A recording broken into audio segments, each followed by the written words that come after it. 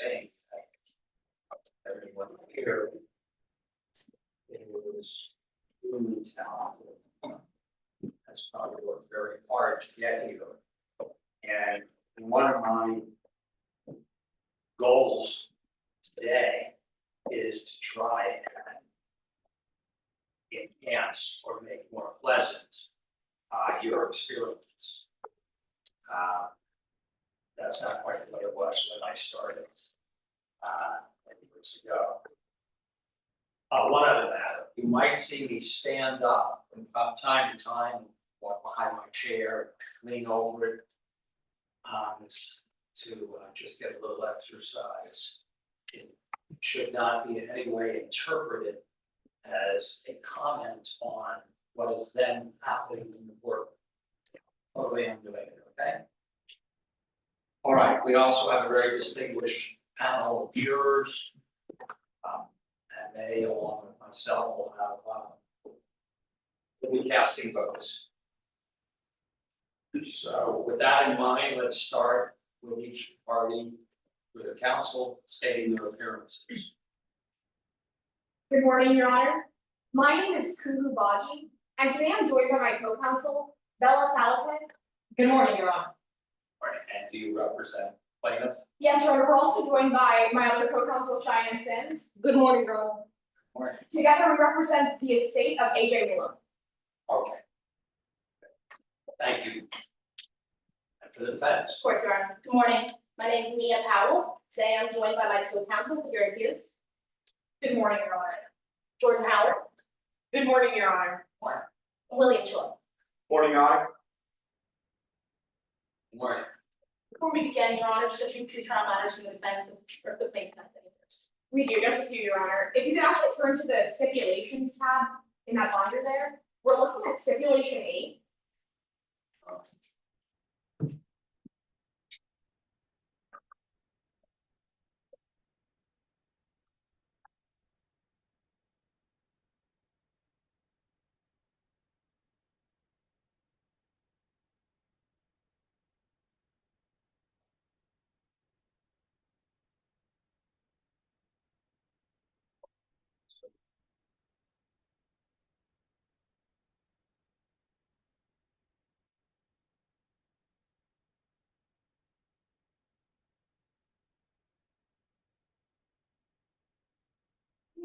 Stipulation on the Your Honor. Stipulation 8. Prior to today's trial, both parties agreed that all relevance and objections arising under Rule 403 to the testimony of the first two witnesses, Jean Maloney and Ali Cheetah, have been waived. But not as to the final two witnesses. That's correct, Your Honor. Counsel. That's the defensive understanding too. Right. Stipulation is granted. We'd also direct your attention to the pretrial order, Your Honor. It should be either right before or right after the stipulations happen.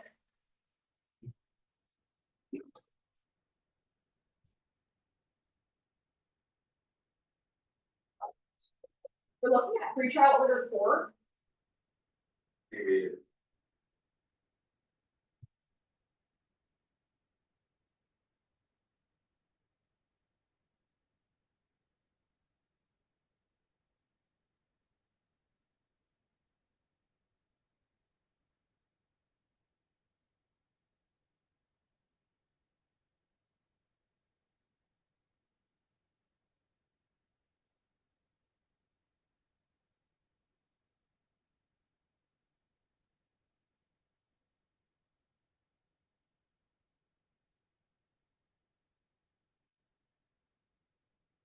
Right. Yes, Your Honor, all this says is that the court has ruled that all 702 objections regarding conclusions in both experts' testimony today are overruled. Right. And what about as to their reports? Yes, Your Honor, just any sort of objections surrounding the reports or their testimony today, implicating Rule 702 have been overruled for the duration of today's trial. Yeah, the defense's understanding is that so long as the conclusions are included in the report that we received, then those objections will. That's correct, Your Honor. Okay. That in mind, court takes note of its pretrial work. Yes, Your Honor, and without ready to proceed to openings. Okay, very good, proceed when ready. Excuse me, Your Honor, sorry, just one or two things from the defense. We just like to direct Your Honor's attention first to case law Nichols v. Melfi. Would you like me to summarize that? Well, you can speak a little louder. Yes, Your Honor. We just like to direct Your Honor's attention to case law Nichols v. Melfi, which states that parties are allowed to pursue two or more defense arguments without those necessarily being out of contradiction with each other. And then we'd also just like to inquire about Your Honor's permissions for movement about the well and approaching opposing witnesses. Yes, that request will be granted for both parties. And I know each counsel will move expeditiously, or if they are posting any exhibits or showing any demonstrative evidence to remove it, unless there's a stipulation to keep it there, the opposing counsel's use. Also, we will not begin subsequent question until counsel has removed whatever demonstrative evidence is lying on the courtroom, has returned to their seat or table, as it. Understood? Understood, Your Honor. Yes, Your Honor. Okay, anything further from the defense? Nothing further, Your Honor. May proceed with it.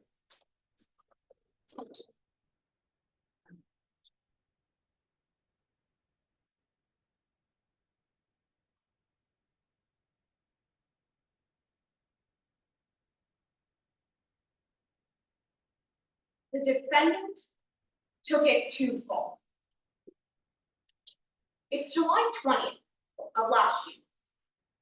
AJ Maloney says goodbye to her younger sister and she leaves her house for work. What neither of them know is that that will be the last time that the two of them talk to each other.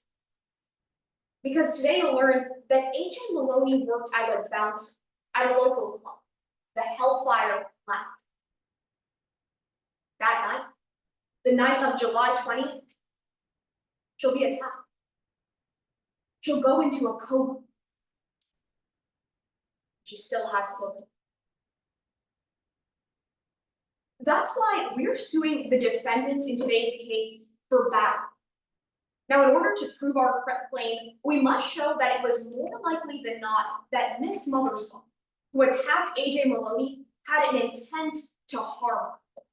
We have to prove by a preponderance of the evidence, just meaning more likely than not, that the defendant intended to hurt the plaintiff and that the plaintiff suffered harm. That's a burden we embrace. And it's a burden we're going to meet today because of two key facts. Number one, Teddy Mothersbaugh was willing to take down anyone in her way. And number two, AJ Maloney paid the cost. So let's start with our first fact.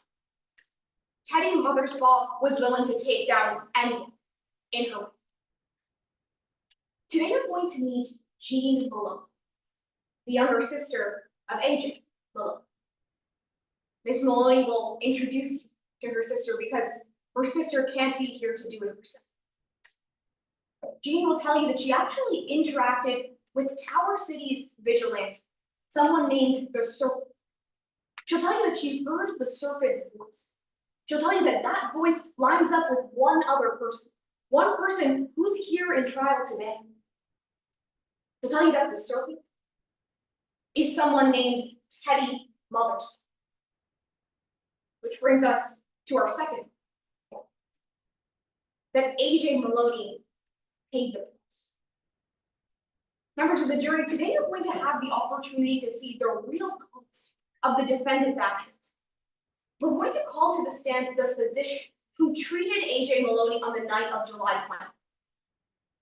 Dr. Talbot Meyer will tell you that AJ Maloney's injuries were consistent with injuries of someone who had been attacked. Dr. Meyer will even tell you that the perpetrator of that attack, the Serpent, was consistent with Teddy Mothersbaugh. Members of the jury, I want to be clear. The events of July 20th devastated.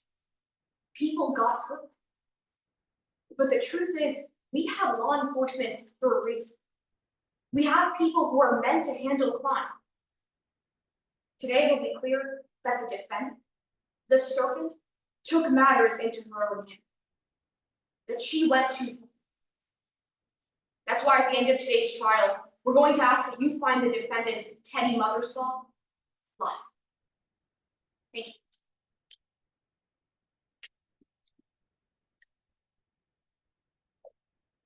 I'll make the defense now.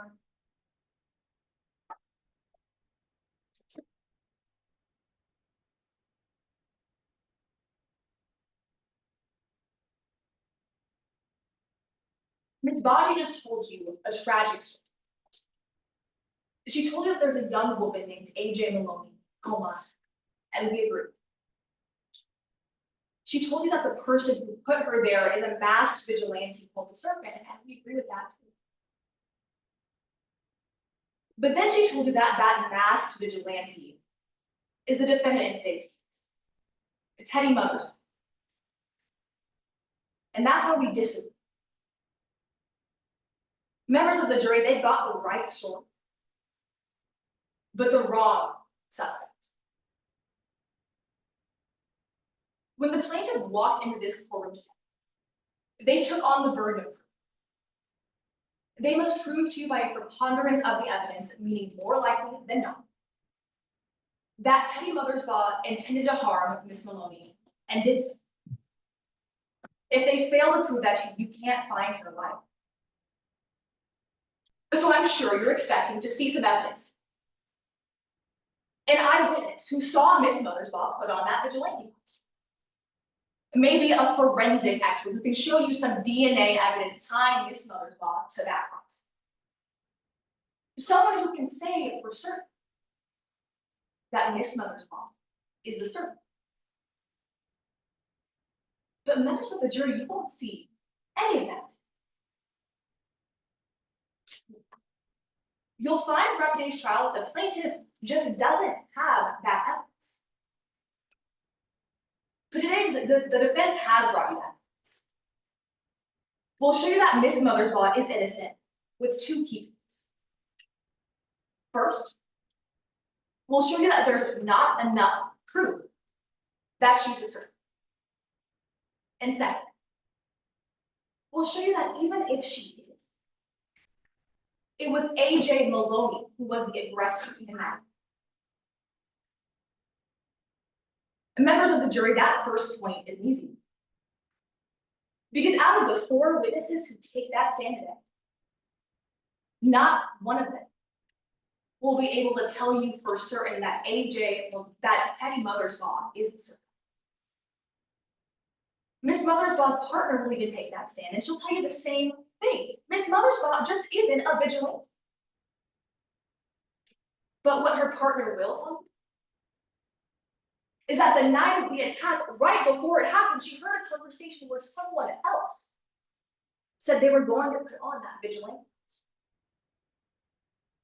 So then that second, that even if Miss Mothersbaugh was the serpent, it was AJ Maloney who was the aggressor. A forensic analyst will take the stand and tell you that the police scanned the scene of that crime. They searched for DNA evidence tying Miss Mothersbaugh to that scene, and they just couldn't find it. He'll tell you that they found 0 evidence proving that she's vigilant. But what they did find is definitive evidence that AJ Maloney could have been the aggressor. Members of the jury, the plaintiff wants you to connect dots that just aren't there. They want you to believe that Miss Mothersbaugh is that vigilante, but they've got the wrong suspect. And in our system, that just isn't. That's why at the end of today's trial, we'll ask you to find Miss Mothersbaugh, not lie. Thank you.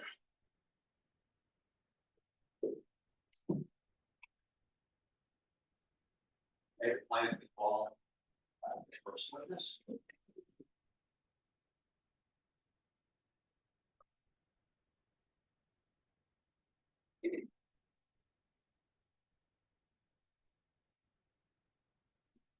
Yes, Your Honor, the plaintiff calls Ms. Jean Maloney to the stand.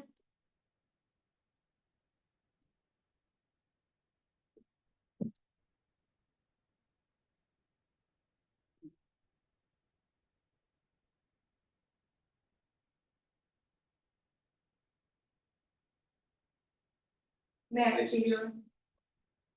Good morning. Could you please introduce yourself?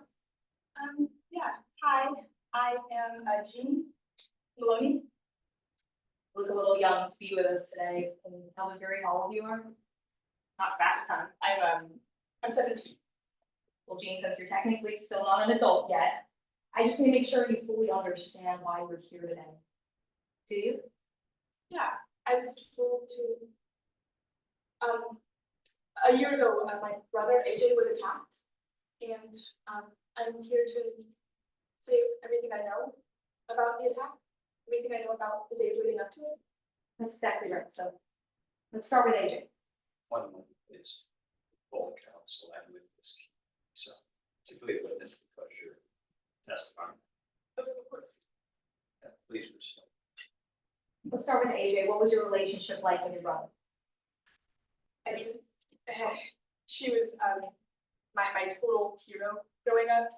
I like followed her around everywhere. Our parents passed away when I was little, and AJ was my primary guardian.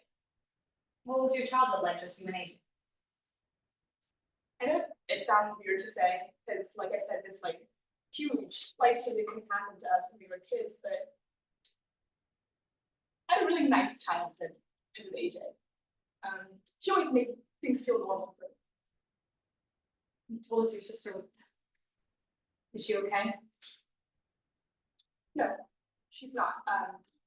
She's in a coma. When was she attacked? She was attacked July 20th of last year. Well, before we talk about what happened that night, I actually want to talk about somebody else. The defendant, Teddy Mothersbaugh. Have you ever met him? I have. Teddy used to come by my house sometimes. When did you first meet? July 4th last year, around this time. You said that she used to come to your house. When you met her that day, was she at your house? Yeah, she was. She knocked on my door. She was with her boyfriend, Ittycheria, who I think is some kind of journalist. Did the defendant say anything to you? No, she didn't. What about Ittycheria? Yeah, Allie was asking me all these questions about AJ. She wanted to know where he was. How did you react? I didn't respond. I told them they should probably leave. And then Allie pointed to me and looked at Teddy, and he asked her if I was the one from the night before. How did the defendant react to that? He didn't say anything, but he nodded. You said that they nodded when asked if you were the person from the night before. What were you up to the night before? The night before July 4th, so I was selling fireworks with my friend Meyer, which I know is not you're not supposed to do, but we made like $50, so I don't know. That was before the serpent confronted us. Objection, Your Honor. Rule 602 lacks foundation. Now you heard. Yes. Your Honor, the witness just testified that they saw the serpent that night. Your Honor, we have the witness's report here, and we have it on a good faith basis that this witness knows that there are plenty of costumes out in the city that look similar to the one that the actual serpent wears. Your Honor, this witness didn't see that person's face that night, so they can't say definitively that it was the serpent, only that it was someone dressed in that same costume. I'd be happy to prove that on voir dire if necessary. Your Honor, opposing counsel's argument goes to weight not admissibility. They're free to cross-examine this witness on this. This is the witness's rationally based opinion that who they saw was the defendant. And if I may, with regard to the foundation argument, we're about to lay that foundation as to what the serpent is and how they knew that that was. Objection is noted. I'll defer a ruling until that the foundation is laid. Please get to it. Jean, what's the serpent? Oh, the serpent is like Tower City's, I guess, vigilante, I used to think that she was pretty cool actually, before all of this, but you know, she's on the news a lot. Well, how do you know that the person that you saw that day was the servant? Well, the servant has like a distinctive costume. That's what the person who confronted me that day was wearing. Now, you said that the person confronted you. Objection, Your Honor. At this time, I re-raised Rule 602, Meyer. Yes, The witness is still only able to testify that they saw someone wearing the costume that night. Since they didn't see the person's face wearing it, we can only say that they saw someone that night wearing the costume, because the foundation can only be laid for something that exists. There are plenty of costumes out in the city. We can't be sure that that was the exact person that night. Yes, Your Honor, the witness is testifying to what they believed that night. If they believed that, the person that they saw was the servant. Opposing counsel's argument goes to weight, not admissibility. We've laid the proper foundation. What the serpent is, why they thought the person that they saw was the serpent. That's enough for the witness to testify that they thought that the person they saw was the serpent. Opposing counsel can cross-examine on this point. Council, your points are well taken. Plenty of opportunity to explore many fertile grounds with this witness on cross-examination. Counsel for the plaintiff is indeed correct. Goes the weight now to admissibility. And for those reasons, the objection is overruled. Yes, Your Honor. Please proceed. You said the serpent scared you, confronted you. What did they say? Well, she pointed at this bag that Ethan had pulled out of his pocket, and then she said, "Where did you get that?" How did you react? It freaked me out to have like how much these vigilante like asking me questions I had about running away, but then she said that she knew who I was, who my brother was. She said that I better start talking or else. So do you now want to move on now and talk about what happened to your brother, the sister, on the day of the attack? How did that day begin? It began normal. I went to work. When did you realize it? Well, one of the people at the club, one of my sister's coworkers, Carlos, he called me. What did Carlos say? He said something had happened to AJ that I should come to the club. Did you get to the club? I did. I went. I took the bus because I don't have my license yet. When you got there, was Carlos there? Carlos was there, but AJ wasn't there. Did Carlos tell you where AJ was? Carlos told me that AJ had gone to the hospital. Did you go to the hospital? I went to the hospital. Carlos drove me. How long did it take you to get there? It took me. It felt like a long time, but it was probably only 20 minutes. When you got to the hospital, what did you do? I pushed through security. I looked for AJ. Did you see AJ? I did. I saw AJ and she was there and she was Was she moving? She wasn't moving. Was she bleeding? She was bleeding a lot. Were you able to get to AJ? I wasn't because she started like seizing. What did you do when AJ started seizing? The nurses pulled me back. And after the nurse pulled you back, what did you do? I left the ER. They told me to wait outside. Did you see anyone? Yeah, that's when I saw Teddy, mother's mom again. How did the defendant look? She looked bad. Not as bad as AJ, but she had a black eye and she had scratches on her face. Did she say anything to you?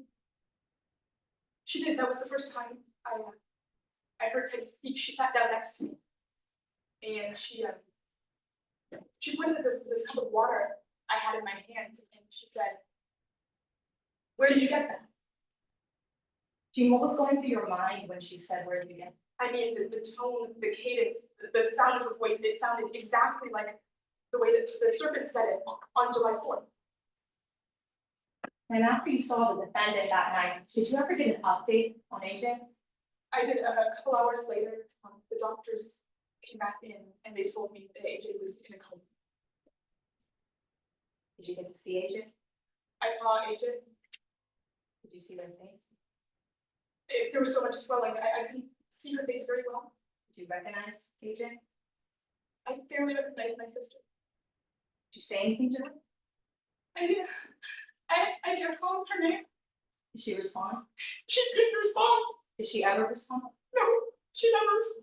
Did she ever wake up? She hadn't woken up. Did the doctors ever tell you if she would wake up? They told me that it was unlikely. Do you still visit? I visit, I'm sorry, I visit her every day. Do you still talk to her? I talk to her every day. Do you think she can hear you? I know she can hear me. I know that she's gonna wake up. I know that she's gonna come to my high school graduation and that we're gonna move back to her house. I know that she's gonna wake up even though the doctors say she won't. Thank you, Jane. I'm very sorry. I have nothing further for this one.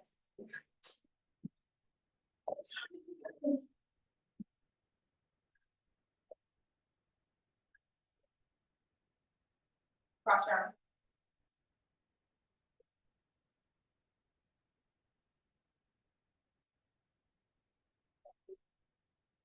Morning, Ms. Malone.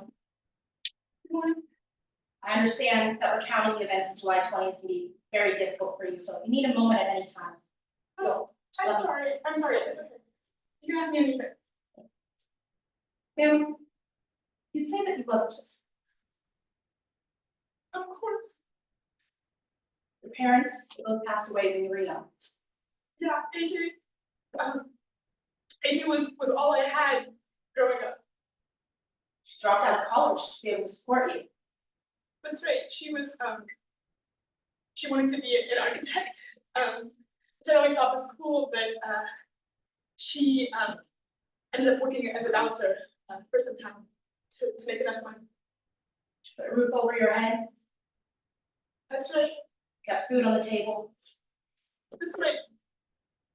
And because of all of this, you would say that you hate this defendant. Of course.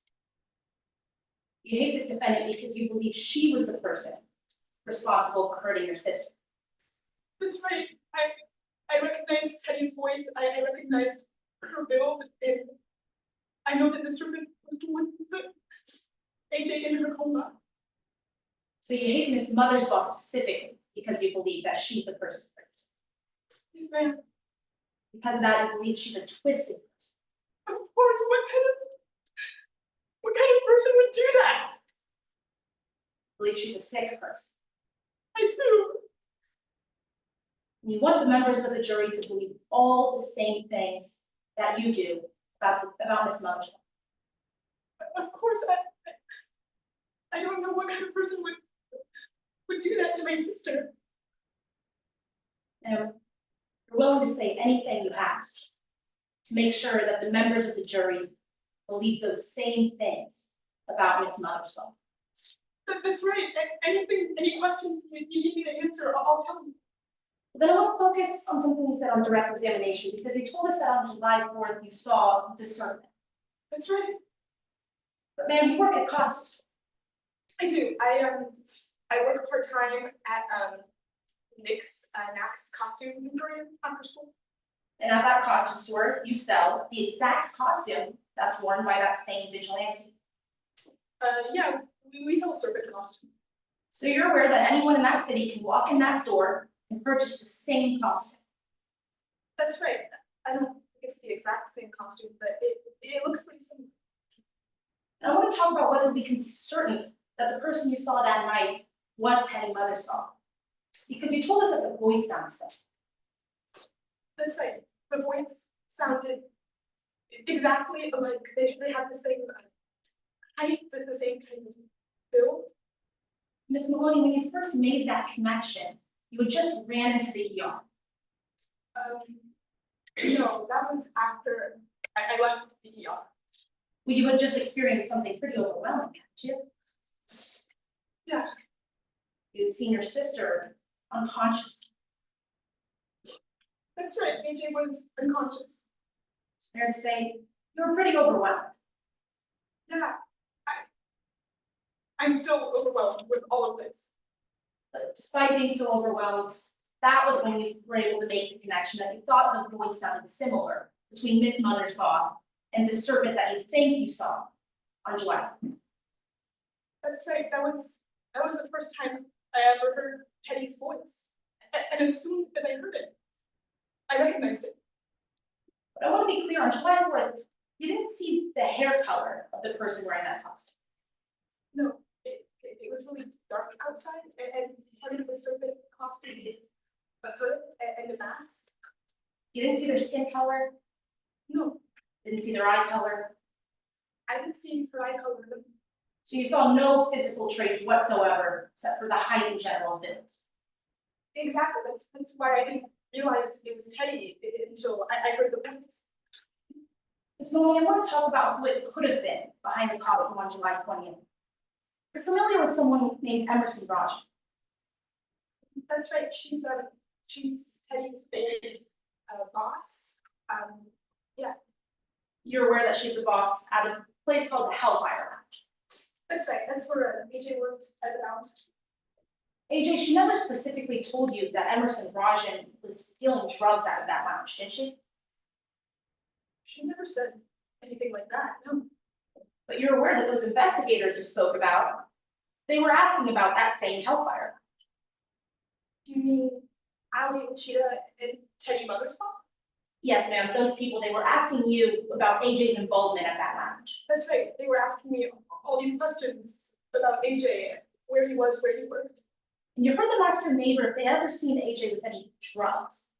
That's right, they were asking everybody about AJ. Ma'am, you also heard AJ say a few things that were a bit odd to you. What do you mean, when? You heard her say that she had to go with Emerson Rajan to meet some suppliers. That's right, she would say stuff like that from time to time, some flyers for the club. She said that she had to be Emerson Rajan's bodyguard. That's right, AJ was hired as a bouncer, she was pretty bad. Ma'am, you're aware that on the night that she was injured, that same reporter, Ali Uchito, was also injured. I know that Ali was hurt, yeah, I think Ali was Teddy's boyfriend. Remember, that's why Teddy came to the hospital then. You're aware that you heard your sister once talking to the police about working for Emerson Rajan. That's right, You heard her say she was willing to talk. yeah, I got arrested one time, and when I went to the police officer, AJ said that she would talk to them. So ma'am, I want to be fair.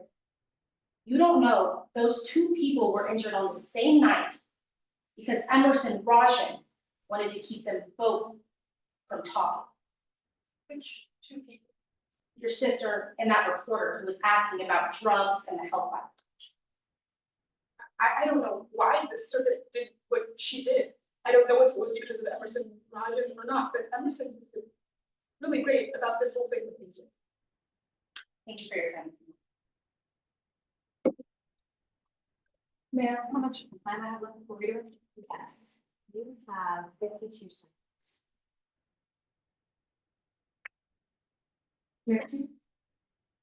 Gina, post council asked you some questions about who else could have been the serpent and some questions about Emerson Rajan. Have you heard Emerson Rajan's voice before? I have Emerson's Teddy's old boss. When you interact with the serpent on July 4th, do you think that their voice sounded like Emerson Rajan's?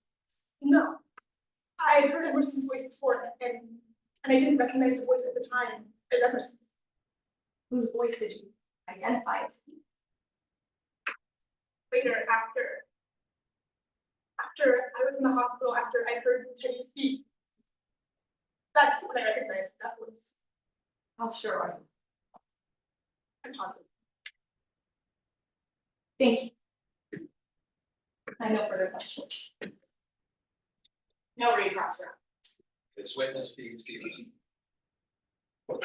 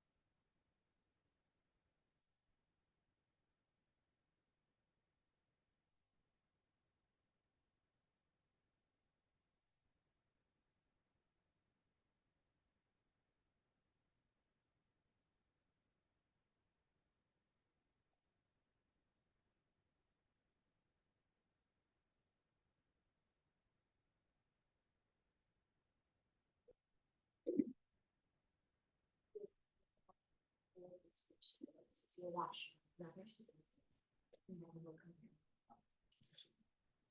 Sorry.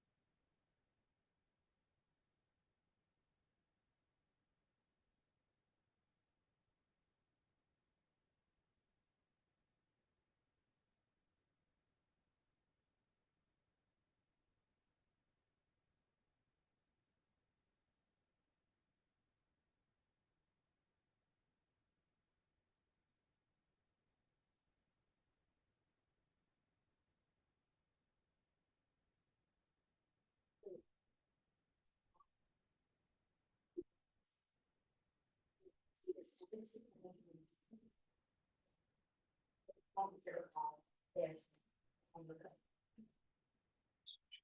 Yes, so we just saw was.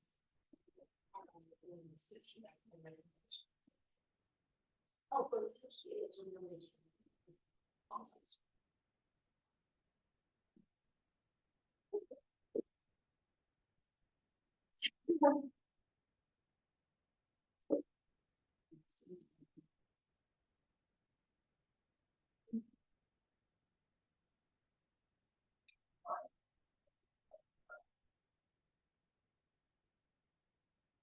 Was 10, 15 years, 20 years. I was in college. We were 20 years away from the start of the internet. 20 years. Great. All right. Our host, assisting Host and judge. your judge. So with that in mind, ready to proceed, counsel? Yes, Your Honor. The defense calls Mr. Ittycheria.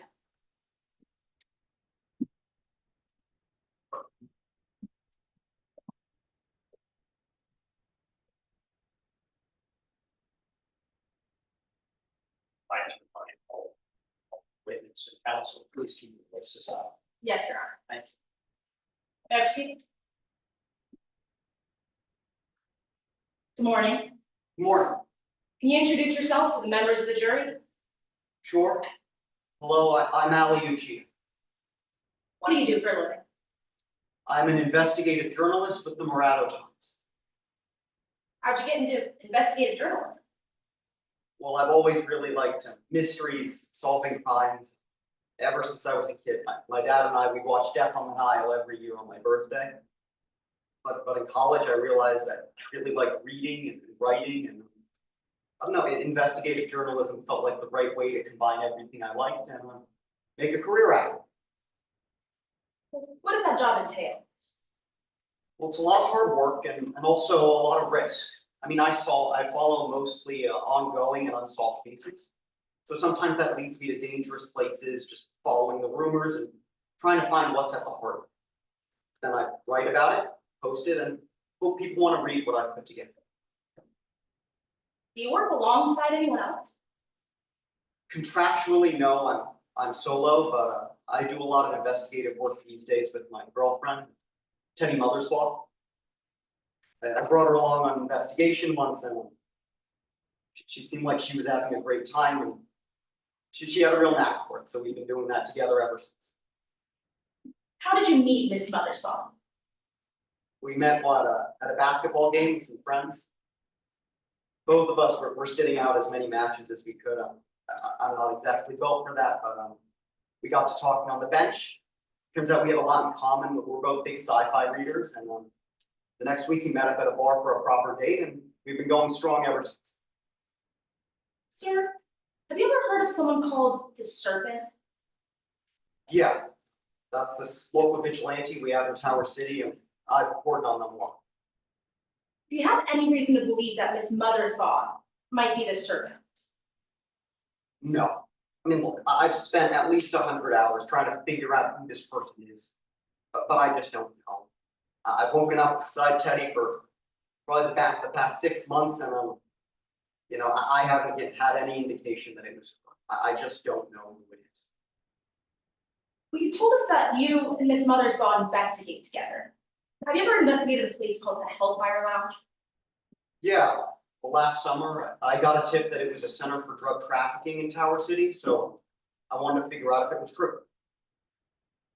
How did that investigation start? I started staking out the lounge in about July. I got inside, and I was a normal club goer, and then saw if I could poke around in one of the staff. Did you learn anything? Nothing detailed. I overheard a conversation about a shipment coming in on the 20th, but I couldn't find anything concrete. One of the bouncers found me before I could hear anything more and kicked me out, but I figured that was at least something to work on. Do you know what that bouncer's name was? Yeah, that was AJ Maloney. I told her I got lost, and I guess she bought it because, you know, she didn't take me to the back or anything, just told me don't come back. Did you ever go back to the Hellfire Lounge? I did. I figured if I heard about a shipment coming in on the 20th, if I went back then, there might be something for me to find. Did you tell Miss Mothersbaugh that you were going back to that lounge? Of course. I wanted to go in solo for safety, but, you know, just in case something happened, wanted Teddy at a nearby cafe for help or back. What time did you arrive at that lounge? I don't remember the exact time. It was late. Club was already in full swing.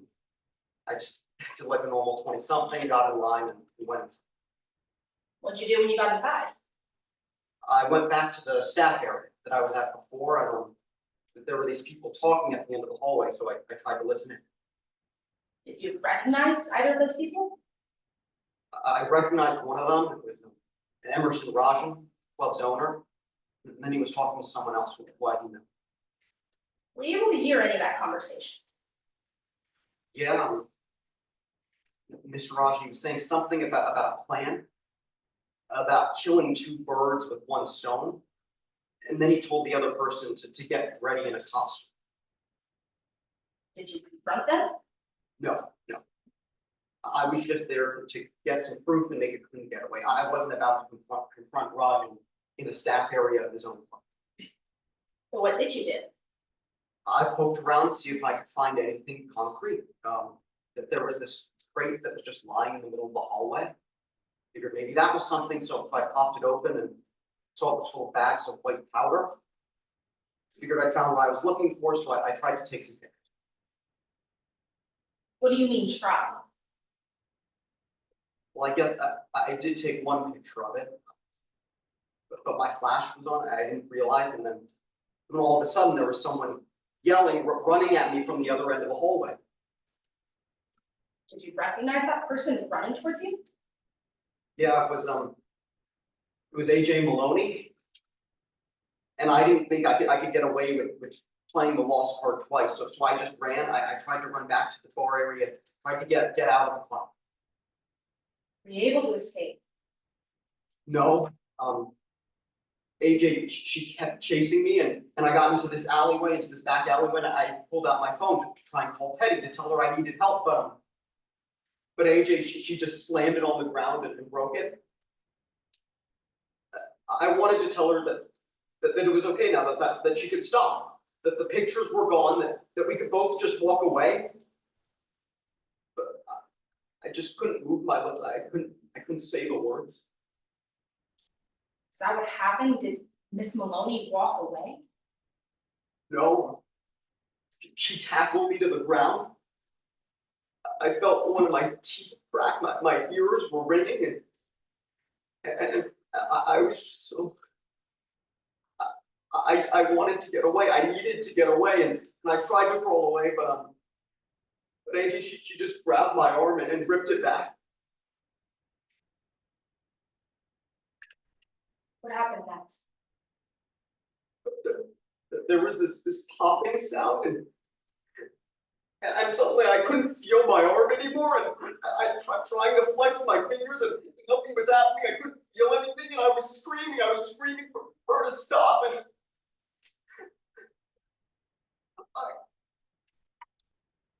I thought I was going to die. And I didn't want to die. I didn't want to die.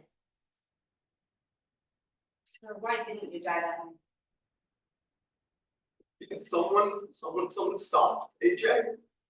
I mean, I was lying there, she was on top of me and pressing me against the pavement, and then just suddenly she wasn't. I didn't know what was happening. I turned my head and I saw there was someone there, someone in a costume dressed like the serpent, fighting with AJ. And I don't know what happened after. I passed out, and next thing I remember, I was waking up. I woke up in a hospital. Thank you for your time. No questions at this point. That's it. Cross-examination.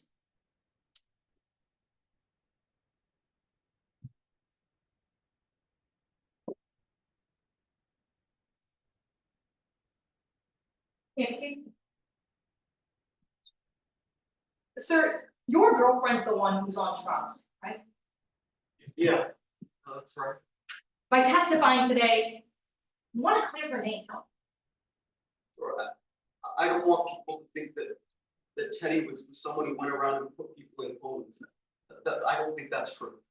You really care about your girlfriend, don't you? Yeah, You do anything. sure. She's been really great. What about lying? You do that? Me, Well, isn't it true that you think you're a really good liar? I don't know about being a really good liar. I did some tabloid work, and we said some things that were really exaggerations there, but Wait a minute, sir, you're telling us you don't consider yourself a really good liar? I was good at my job at TMZ. I don't. If that's how you want to put it short, that was what my bosses told me to do. Well, that's because lying, you think it can get you pretty far, right? It got me up the chain there. Yeah, Exactly, it got you very far. sure. It got me up the chain there just long enough for me to get an investigative position and do what I really wanted to do, honest work. Now, on direct examination, you talked a little about the serpent. Now, I want to be clear that the serpent, that's your girlfriend, Teddy Motherwell, right? No, Well, let's break down whether or not that's actually true. Because you think that your girlfriend knew a lot about the crime that was happening in the area, right? yeah, she did a lot of volunteer work and said that sometimes people would come in and talk about issues in the areas, things to work on. Sir, it wasn't just sometimes. Your girlfriend told you that she would always get tips when working at the volunteer, right? Yeah, But for some reason, she would always get those tips when you weren't there, right? yeah. I wasn't there when she got the tips, no. Exactly. When you would go with your girlfriend to volunteer and you wouldn't get tips on crime, right? No, I wouldn't. Now, you also think that the serpent would help you out in various troubles you got into when your girlfriend wasn't around, right? Yeah, I investigated some pretty dangerous places, and that there were a bunch of times when the serpent just happened to be there too. Now, your girlfriend has a nickname for herself, right? She calls herself your silent protector, correct?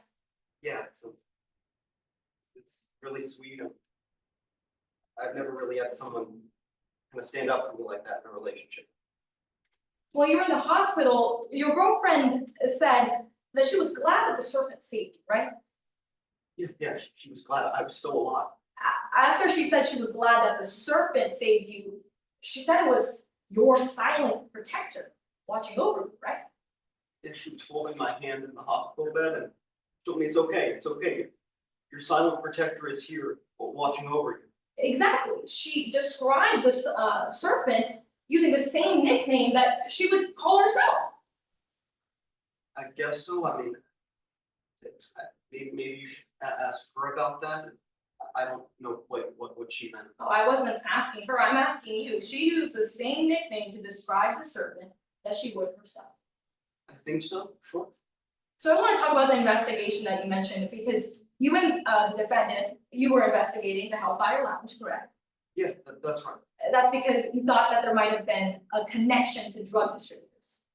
Yeah, that's right. It was your girlfriend who gave you that tip, right? Yeah, she said that an addict had come in while she was working at the shelter. talking about shipments coming into the Hellfire, and we thought that's a pretty good indication it might have some drug. Well, the two of you didn't go to the police for that, did you? No, we didn't have anything concrete, we wanted to investigate. You didn't go to any law enforcement at all? No, That's right, instead, you and the defendant decided you'd take matters into your own hands, right? that's right, I do my job. So let's talk about whether or not the attack that happened on July 20th was something that your girlfriend planned.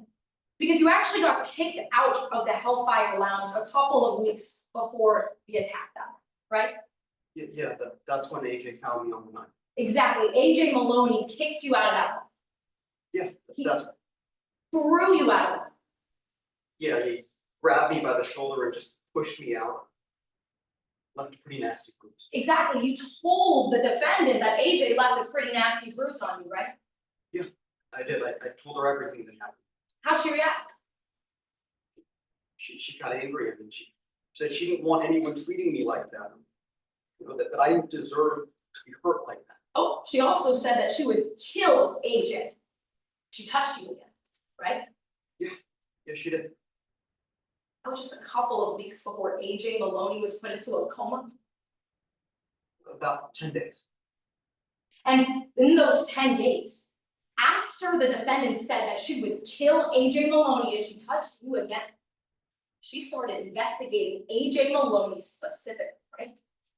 Yeah, we were looking into the Hellfire, and she was looking into the employees. I was doing more of the background on the clock. Well, not any employees, AJ Maloney specific. Yeah, I started looking at his profile on the computer. So you know AJ Maloney is still in a coma to this day. That's my understanding. Thank you. Nothing.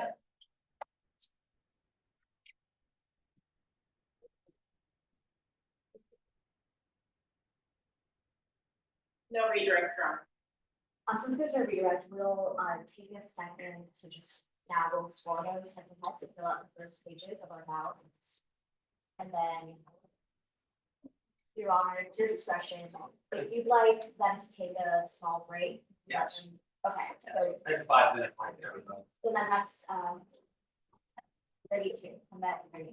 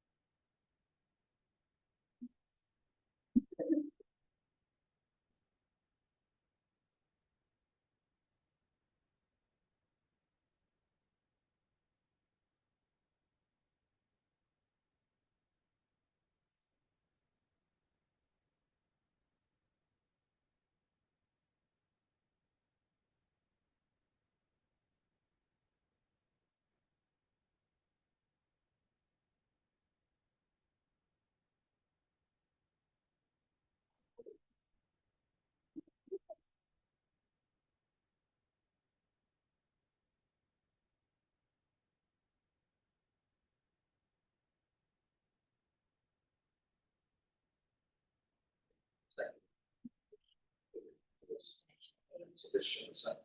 Finish the first. Exactly, finish the first round. So now this page will become relevant after this next set, which is, yep. By the way, the times. Judge. Judges will say that through the walks there to ante through this door. Yeah, they're connected. Nah, but should they go straight to that? Cause I had it around 3 These times. are in here. They did. No, but They go to Las back, Vegas. the, you know, I didn't know. Oh, you lose. For some reason it should, no, I did, for some reason, okay. JD. Okay, so mine was, So who would for Anderson some reason. and it's I believe so. Starting next month. yeah, we start school at that month, yeah. It's the same.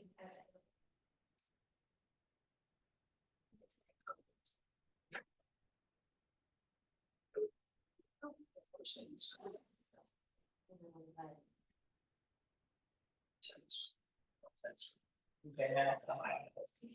Here, guys. Yeah. I actually went to UCLA as well, so I'm sure. I like it here, I like it here a lot. Yeah. Unbeatable, That's not- really good school, yeah. hard to get to is,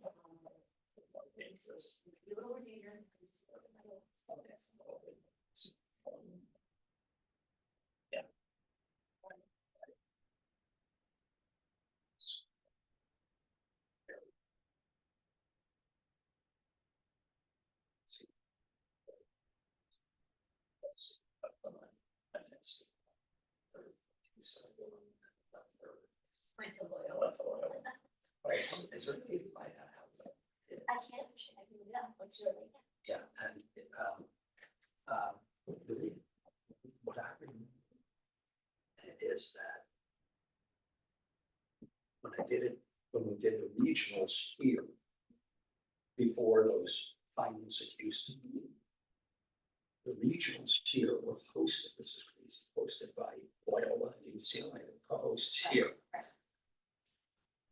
But it turned out that Loyola was not competing 16 schools here because they were hosting, got the choice of competing either here or in Dallas. And Loyola chose Dallas because I'm speculating. Sure, and then there's a bit of like form shopping.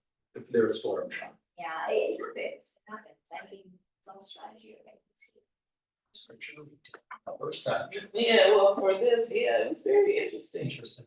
Yeah, I still my trial, this is the first time I've done this. This. Yeah, the style, yeah, it's very different, it is. It's very different.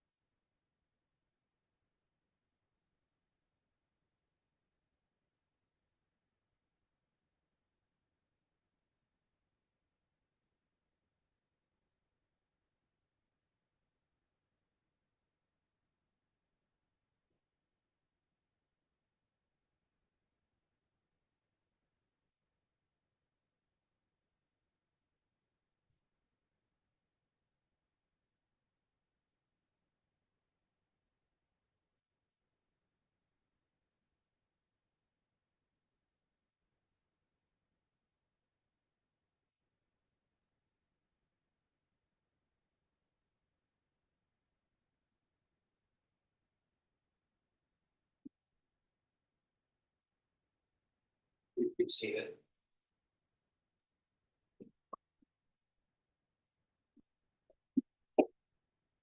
And I can see it. Yes, Your Honor, the plaintiff calls Dr. Meyer.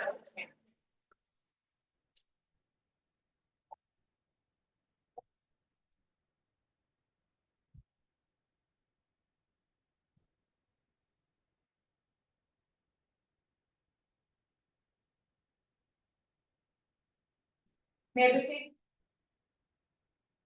Good morning. Good morning. Please introduce yourself to the members of the jury. Hello. My name is Talbot Meyer. What do you do for a living? I'm a doctor. Currently, I specialize in emergency medicine. And even more specifically, I specialize in the treatment of blunt force injuries. Wait a moment, it'll be a little easier for me if you use the well. So the witness, that'll cause the witness to crane a little bit towards you, so. Thank you. Doctor, can you tell us a little bit more about your professional background? I received my medical degree from Johns Hopkins, the Blue Jays, and life fell involved with the fast pace and the high stakes of emergency medicine. So when it came time to choose a specialty, I went right ahead and I spent 15 years working in the ER. After that, I needed a little bit of a change of pace, so I moved over to the Denmark Memorial Hospital, where now I serve as the head physician. How did you become involved in today's case? I was on call the night of July 20th, 2024. I oversaw the treatment of AJ Maloney and a few others following an altercation at the Hellfire Lounge. I actually still currently oversee Miss Maloney's treatment during her ongoing coma. I was at the hospital this morning. You mentioned that you cared for AJ Maloney after an incident at the Hellfire Lounge. Before treating Miss Maloney, did you know anyone affiliated with the lounge? I didn't know any of the patients involved, but I was familiar with the owner of the lounge, Emerson Rajan. Long story short, we tend to get a lot of patients in from their lounge, and so over the years, he's made a few donations to the hospital, which we're obviously very grateful for. Doctor, did that existing relationship affect your treatment or analysis in today's case? No. I took an oath as a physician to treat every patient equally and with respect and care. That's what I did here. But then I want to talk some more about your treatment of AJ Maloney. Doctor, you told us that incident happened on July 20th of 2024. Can you tell us how that night began for you? Sure. It was a fairly typical night in the ER, pretty quiet.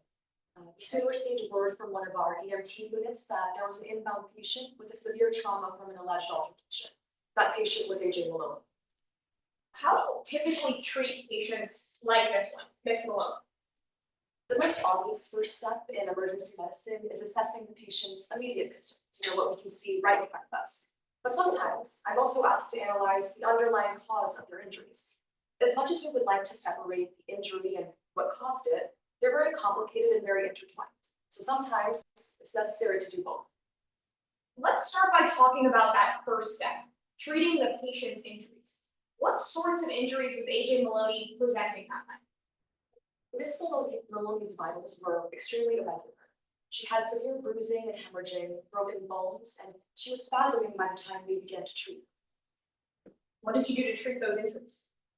We started with what we call the ABCs. It's very elementary: airways, breathing, and circulation. We tried to fix her breathing with oxygen therapy and intubation, and then we began the process of recirculating blood to some of the more vital parts of her body. Was that ABC process successful? Unfortunately, no. Miss Maloney, while we were able to save her life that night, she still remained in a coma. She's been unconscious ever since. Now, doctor, you also mentioned that in this case, you analyzed the underlying causes of the injuries. What sorts of underlying causes were you considering in this case? Specifically, we're trying to determine whether a victim's injuries were offensive or defensive. What information did you rely on to perform that analysis? I relied on medical examination notes, diagnostic tests, as well as other factors when we were observing Miss Maloney during the last year of her treatment. And what did your analysis entail? Well, we use standard trauma evaluation protocols that we in the medical field use to reconstruct certain crime scenes or certain incidents, so we can see the direction and the nature of worst injuries that are being taken. So what are the differences in nature and direction between defensive versus offensive attacks? Sure, well, actually, it might be easier if I just show you. Permission for the doctor to step down, Your Honor? Yes. All right, doctor. So can you tell us what are those differences? The placement of a patient's injuries can actually tell us a lot about whether that person was doing the attacking or whether they were the person who's being attacked. Ms. Flagia, I'm sure you and your team are pretty sick of working with me at this point, so for the purposes of this demonstration, I'm going to need you to attack. Well, if you insist. I knew it wouldn't take much convincing. Hey, you said it, not me, doctor. So how does the placement of injury help distinguish between those offensive versus defensive attacks? When someone is being attacked, our natural human instinct is to raise our arms defensively like this. This exposes the underside of our forearms to whichever force is being exerted. So if you could do the honors. Well, if we're looking at where Ms. Flagia has made contact here, we might expect to see some bruising or some sort of scaffolding over here on the arm. Now, when we're going back to that discussion about force and nature, this is indicative of an external force being exerted onto you. Now, we can even contrast that with a different type of defensive posture. Let's say I'm really scared of you and I'm running away.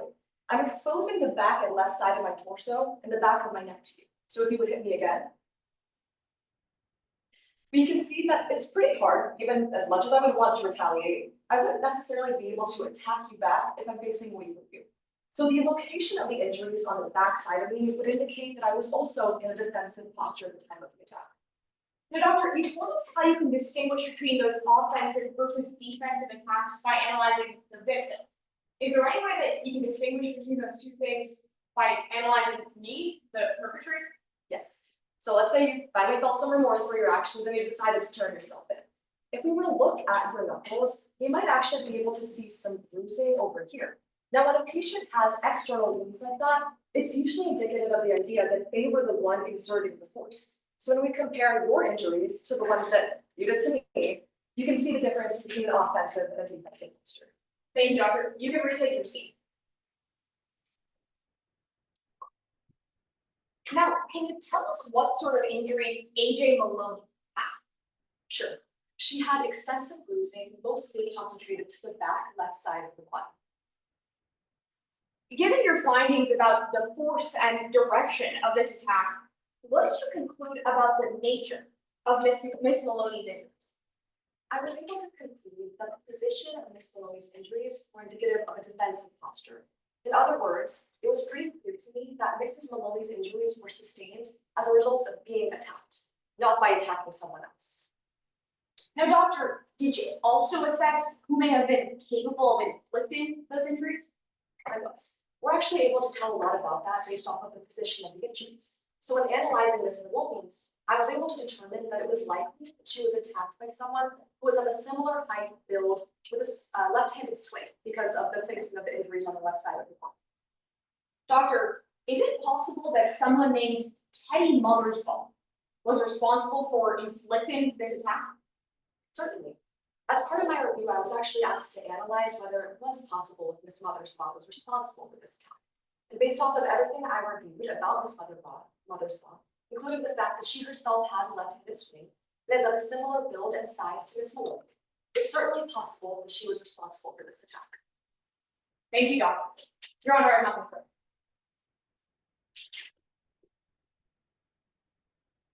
Ross. Yes, Your Honor.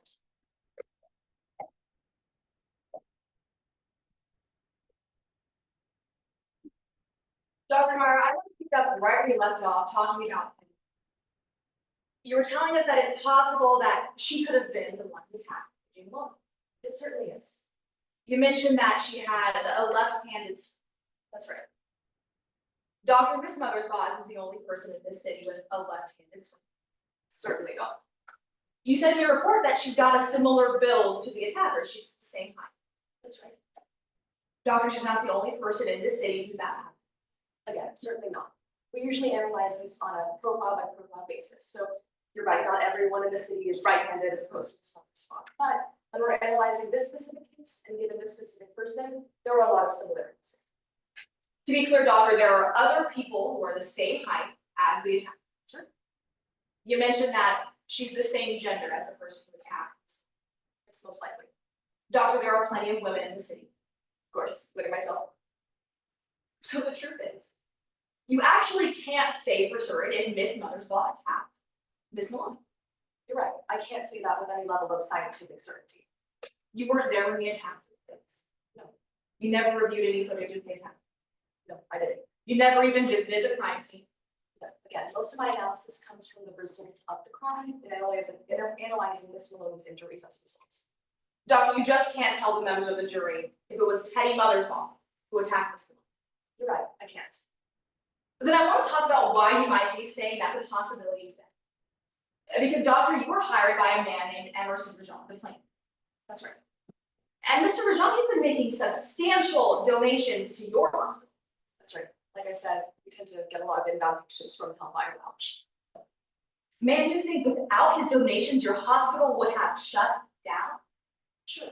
Emergency departments are usually the first to go when there are budget cuts, and so I am very grateful for those donations. Man, you're not just grateful, you think the hospital would have shut down. Sure. You think you would have lost your job. Certainly possible. And Mr. Rajan, he's paying you for your testimony today. Of course, as much as I love my job, it is still a job. He's paying you $15,000. That's right.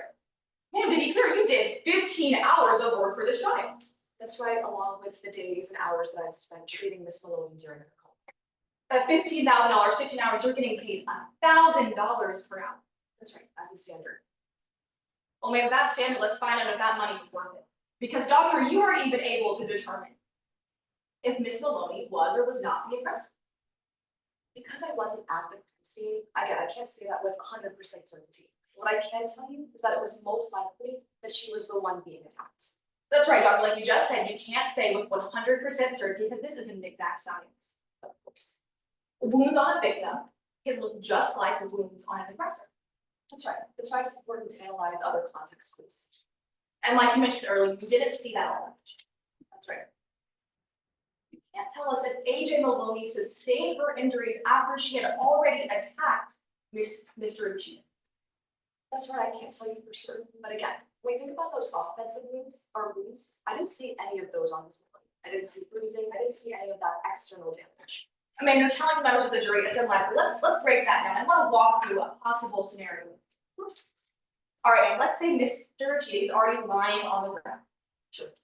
Let's say Miss Maloney is standing over him. Right. Let's say she's raising her fist to swing. Okay. Ma'am, in your conversation with Ms. Baji, you talked about how Miss Maloney's knuckles, they weren't bruised. That's right. If she was lifting her fist to swing but hadn't swung yet, her knuckles wouldn't be bruised. I suppose not, but in this scenario with Miss Yoshida, or Mr. Yoshida was already on the ground, there would have already been some sort of violent altercation caused by this. Ma'am, back to my question, you agree that if she hadn't swung but was preparing to swing, her knuckles, they wouldn't be bruised. Sure, assuming that was the first time that she had swung her knuckles.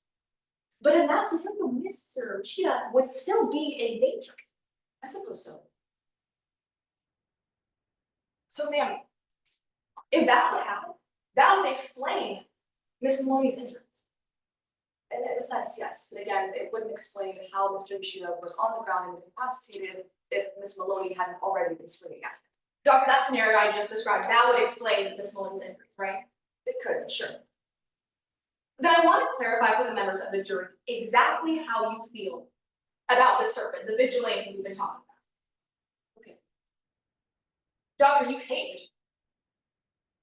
I do. When I worked back in the ER and got studied, we were seeing countless cases of kids being beat up by these self-proclaimed vigilantes. After seeing those injuries, treating that damage, I have a bit of an aversion to them, sure. You hate them. Sure, You think they're monsters. they can be. You vowed never to help a vigilante. And you may work one, probably not. In fact, doctor, you'd like to knock them down. Never came in contact with one, sure. If you ever come in contact with a doctor, you're here today testifying against this subject. That's right.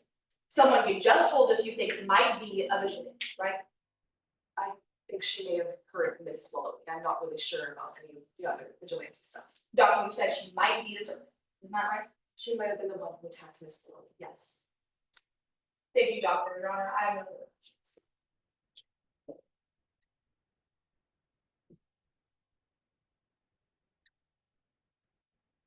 No redirect, Your Honor. I just asked the doctor to be allowed to step down.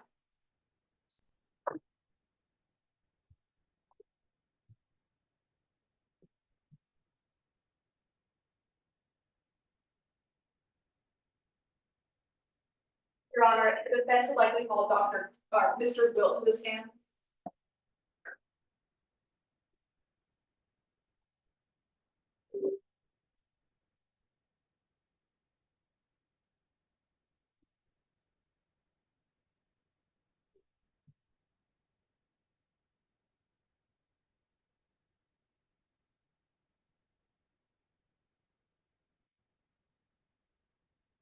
Good morning, sir. Good morning. Would you please introduce yourself to the members of the jury? Sure. Hi, my name is Gordon Will. And Mr. Wilt, what do you do for a living? I'm what you'd call a forensic analyst. For those of us who don't know what that is, what is a forensic analyst? That means it's my job to go to crime scenes and collect what's left behind. We then use that to put together what might have happened at the crime scene.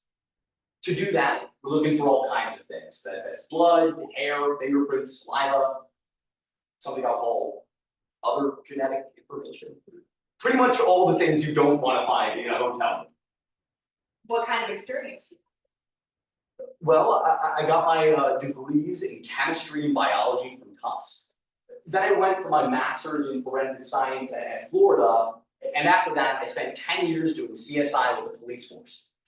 Finally, I made my transition to consulting. So before we talk about your work today, I want to be upfront with the members of the jury.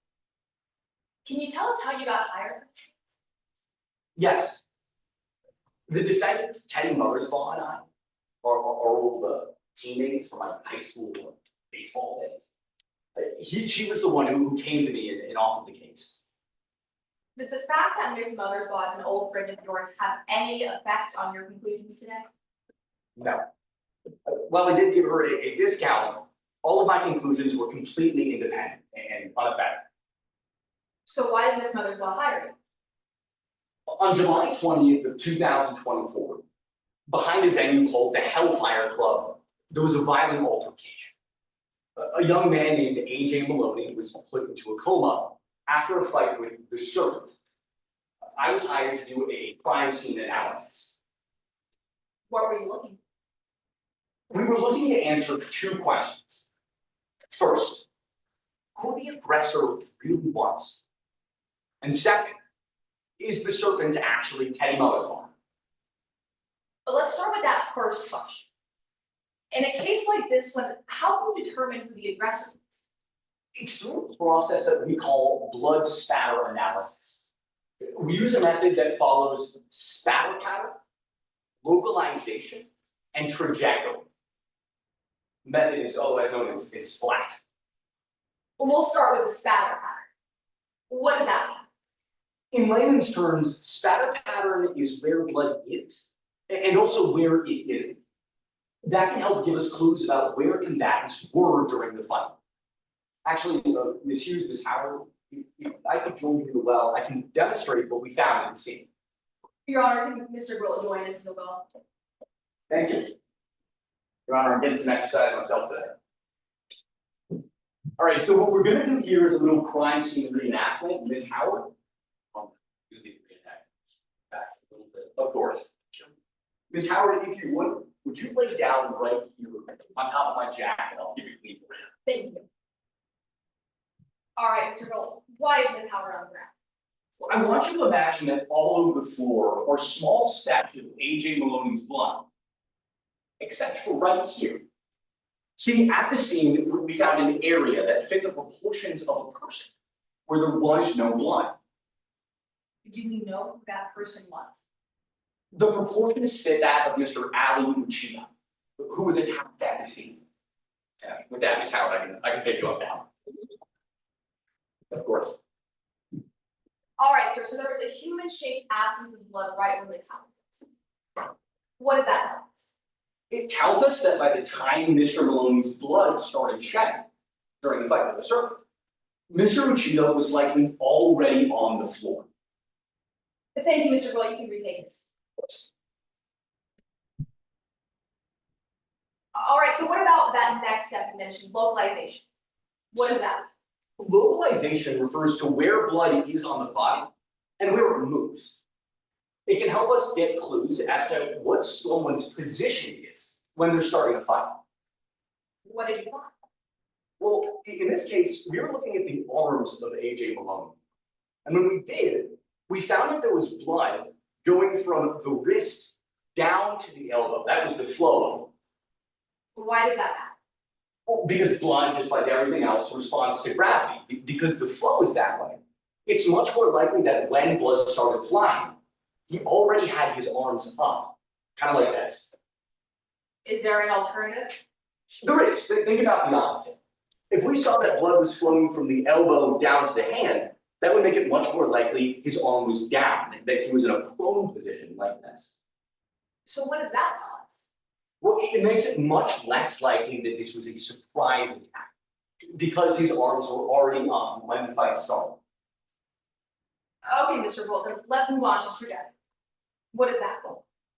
Trajectory talks about the angle that blood falls onto the floor. That can help us figure out whether or not combatants move. What do you mean? Well, imagine imagine you're getting a nosebleed and you're standing still. See, the blood it would drip straight down, like that, you can imagine.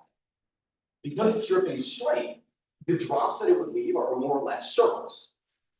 What about if you're moving? Okay, well, imagine you're not moving and you have that nosebleed.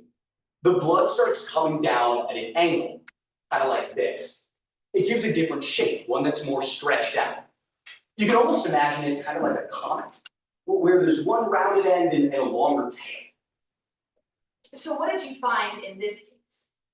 We found that AJ Maloney's blood showed that he was moving when the fight started. Okay, sir, I want us to put all that together for the members of the jury. Do you know if AJ Maloney was the aggressor? Look, this kind of science isn't exact, but we do have strong evidence that showed that when the fight started, Mr. Uchida was already on the floor, that Mr. Maloney's arms were up, and that it likely wasn't a surprise attack, he was moving. That makes it likely that Mr. Maloney was perhaps the aggressor, if not at least an active participant in the fight. And then I want to talk about that second question you set out to answer. Earlier you mentioned that you also investigated Miss Mothersbaugh as a. Can you tell us about that? So we swept the scene looking for all kinds of DNA information that would help us compare the serpent to Miss Mothersbaugh.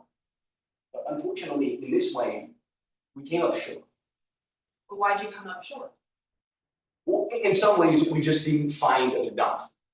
For example, we didn't find any of the serpent's blood to compare to Miss Mothersbaugh. In other ways, we found way too much. On a busy alleyway that seemed hundreds of people like them. Well, skin cells, saliva, things like that. It showed us way too many results to compare. Did you find any usable DNA sample? Yes. And this is where human error comes into play. There were some usable DNA samples, but due to mistakes both by the police department and my own firm, they were either lost or destroyed. And we take full responsibility for that.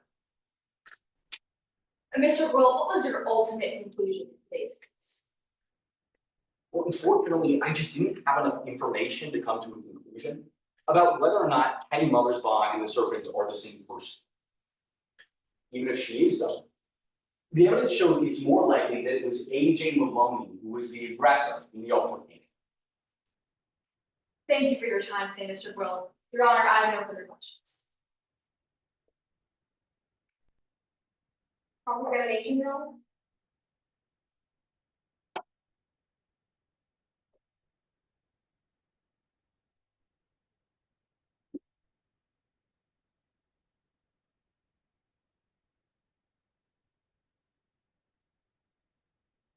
Good morning, sir. Morning. So I want to start by talking about your involvement in today's case. Okay, let's do it. Now, you told us on direct examination that you're a forensic analyst, right? Right, you're a forensic analyst, investigator, that's right. So you were hired to investigate this case. Correct. Sir, you actually have a lot of personal stake in this case too, right? Well, I certainly know Miss Mothersbaugh, yes. Well, sir, let's break that down. You were hired by the defense, right? Bingo, yes. But sir, it wasn't these attorneys who wanted you to work on this case, was it? No, like I mentioned, it was Miss Mothersbaugh who came to me first. That's right, sir. The defendant in today's case reached out to you herself. Yes, that's correct. And of course you said yes, right, sir? Sure, of course. Because like you told us on direct examination, you and the defendant actually go way back. Right, high school baseball, I wasn't very good. Now, sir, you didn't just say yes to working on this case, you actually gave the defendant a discount on your normal rates. That's exactly right. I give her about a 50% discount. That's right, sir. 50% off of your normal rates just for the defendant, right? Very true. But your personal connection to this case actually doesn't end there. How so? Well, sir, you don't just consult for individual clients, you also consult for the police department, right? Yes, I work with all kinds of clients. Some of them public, some of them private. Well, sir, I'm not asking about those other clients, just the police department in Tower City, and you've been working with them for a while, haven't you? Right, that's one of those public groups that I work with. Sir, for 3 years, you've been working with that police department. Right. For 3 years, you've been working with the police department to investigate the same club involved in today's case. Isn't that right?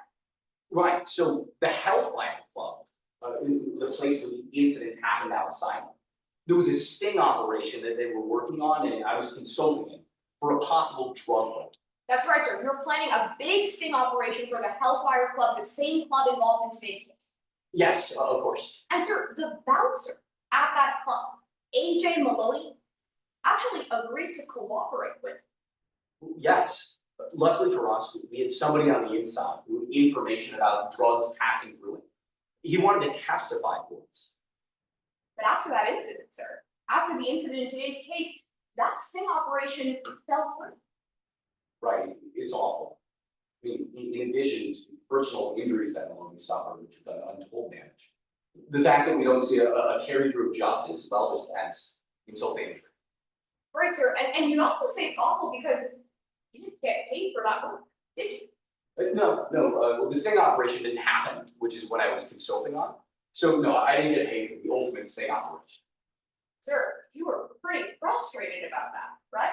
Sure, I really thought we had a case. You were pretty frustrated specifically with that bouncer, AJ Malone.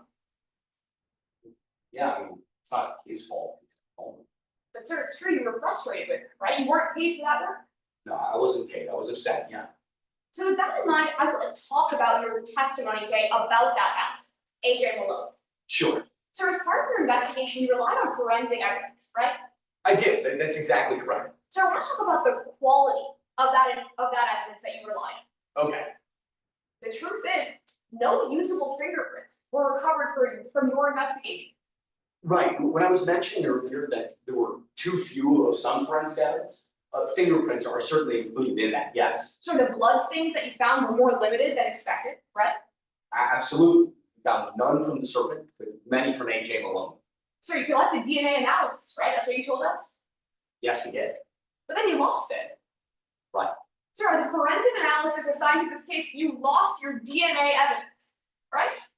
Yes, let me be clear. We took this incredibly seriously. We lost that DNA evidence.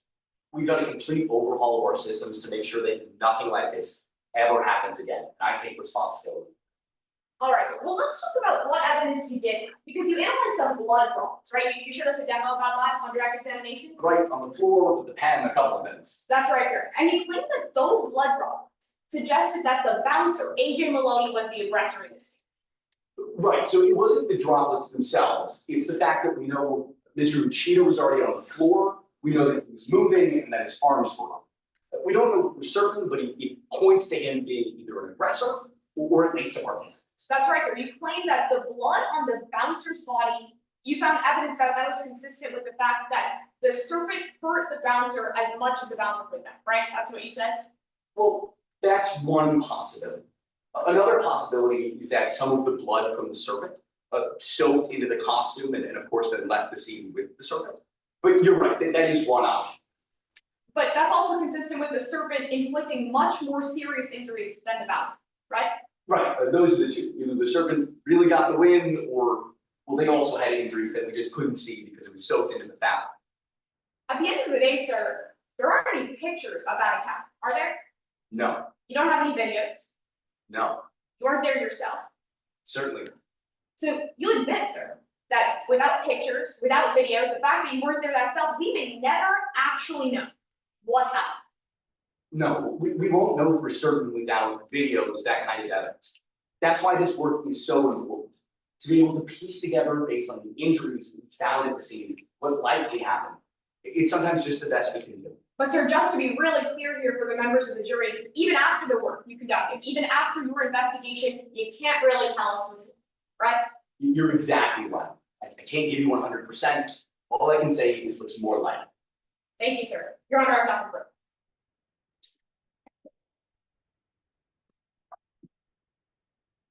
No redirect, Your Honor. Mr. Will be excused.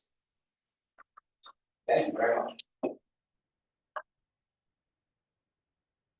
So we're done, and finish the ballot, so fill out that second page and press submit.